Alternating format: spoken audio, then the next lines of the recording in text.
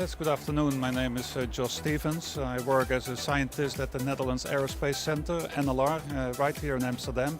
We are almost neighbors of this RAI Convention Center. I have not actually been on stage today. I have organized a helicopter safety workshop, which was staged here at the Heli-Tech conference.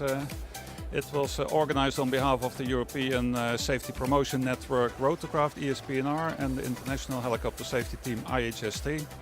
We do this on a yearly basis to disseminate all the information that we have to improve helicopter flight safety. Everything that has been told today was of a very high level and very interesting to different kind of people.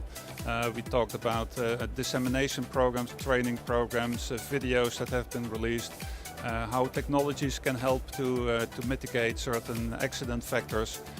And like Arinet just said, also human factors, of course. We gave a lot of attention to human factors today. We even had an interactional course with the people in the audience. They were asked to write down what had happened and what could be the cause of that. And in most cases it will be human factors and not the technology.